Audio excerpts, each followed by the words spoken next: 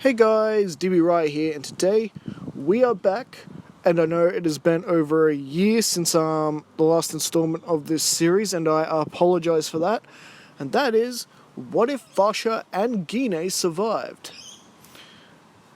A very interesting story where Gine got to escape with Kakarot, and Fasha miraculously survived the ambush by Dodoria and his men back on planet Meat, and was able to rendezvous with little Kakarot and Gine on Earth later on, who were staying with Grandpa Gohan, and pretty much still are.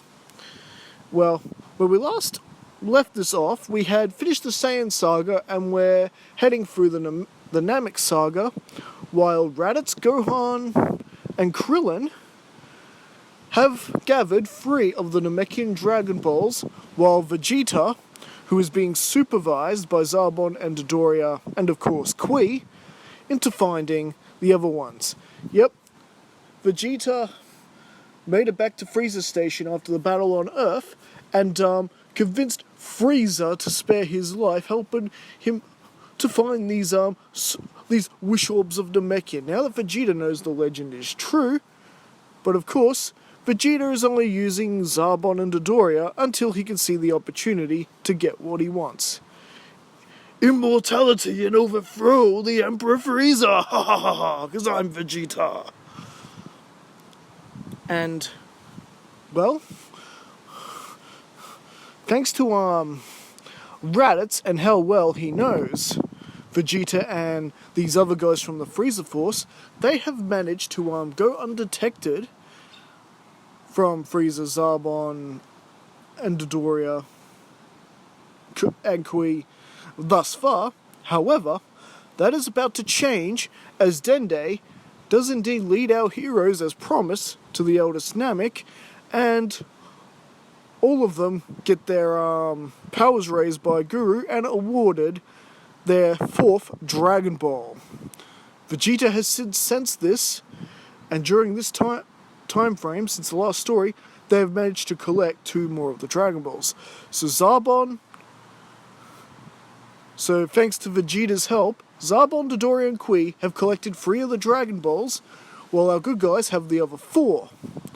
And thanks to this little power boost and Vegeta sensing them, he makes up some story about, oh, we haven't checked this sort of area yet. Let's check it out. Because he can sense their power levels, while Zarbon, Dodoria, and Kui cannot. They're not detecting anything, but that significant rise in energy for that brief second was enough to get Vegeta's senses going, and indeed, Vegeta spots Raditz, Krillin, and Gohan all heading in the same direction. Oh look, Vegeta, they have the Dragon Ball. We could incinerate them now and take it from them. Are you really that much of a fool, Zarbon? Let's follow them. Perhaps they'll lead us to the rest. Oh, right. And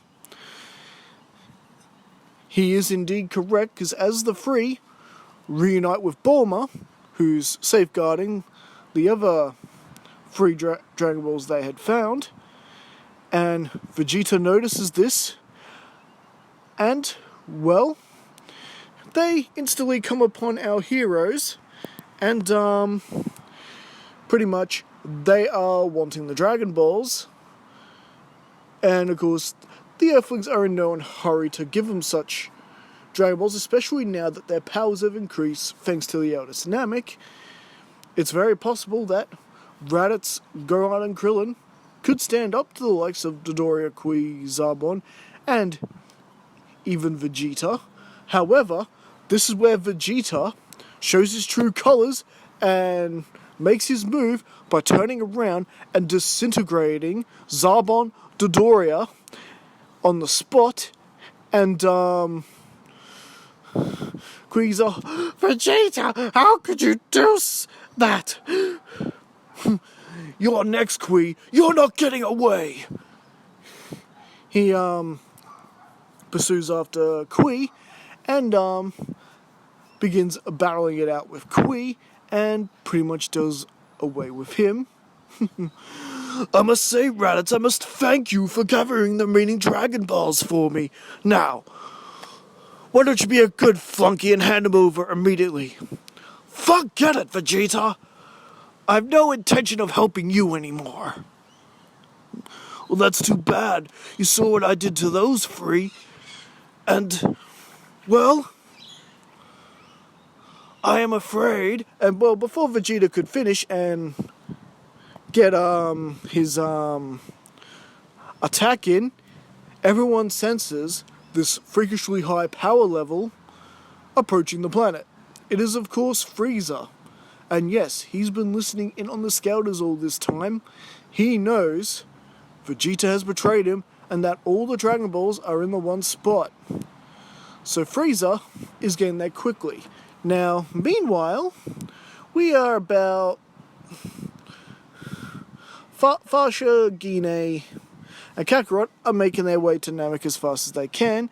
Pretty much most of the trip has been used up already, and their training is going especially well, especially considering that they are free Saiyans, you know, training, beating each other up, Zenkai boosts. It has definitely made them significantly more powerful than what they are, than what Goku was in the original timeline, and especially way, way more powerful than Fasha and Gine had ever dreamed they would become, especially since they have the Kaioken as well. And since this additional training, both of them, all three of them can push the Kaioken relatively high. They can all definitely pretty much go up to 10 times Kaioken. And well, this is where things get a little terrifying for everybody, because, well, it is time to use the Dragon Balls, because, well, luckily Dende's with him and he knows the password, and luckily Guru also had the sense to send Nail after him in case these bad guys were too much for him to handle or something, because with his arrival, this keeps Vegeta in line. He can't, and since you got to make the wish in Namekian language, Vegeta's pretty much, it's like basically forget it. He's not getting his immortality no matter how much he pleads and begs for it. With that, everyone that Nappa and Vegeta had killed is now restored back to life back on Earth. So, good news is, the Earthlings got what they wanted, and, well, if you think things are going to get easier for them, now that that's done, oh no, because now Frieza has arrived, and he does have his entire unit of men that he would have had on Namek originally, had he joined Zarbon and Dodoria on the trip like in the original. So it's pretty much an all-out battle, Frieza watching in amusement, and he's quite surprised to see how these warriors are holding their own, and is especially surprised to see the improvement of Vegeta and Raditz. I mean, of course, he knew Vegeta would have had to have gotten stronger from what he went through on Earth, but, you know, actually enough to take out Zarbon and Dodoria. Mind you, it was a cheap shot, but still, got the job done. And, yeah, they're proving to be so formidable that Frieza's gone, you know what, forget it, and he basically incinerates the rest of his men for them, pretty much realizing that the good guys are going to win anyway, and pretty much powers up immediately to his final form, and intends to do away with the lot of them. And, well, things turn around on our good guys quick enough that it doesn't take long to Frieza to beat them all within their last legs, as it were. But luckily, this is where Fasha, Gine, and Kakarot show up. And, well, it is time for a battle between three Saiyans who are used to working together as a team, Kakarot, his mother, and Fasha, against Frieza with all their new powers. And this is the perfect spot to leave things for now. So what do you guys think? Did you enjoy this part of the story? Does Frieza have a chance at all against beating these three? And not to mention, will the others be able to help in some way? Will this be a team effort this time, and not just up to Goku like in the original timeline? All this and more next time. Don't forget to like and subscribe, and I will see you guys again later. Catch you later.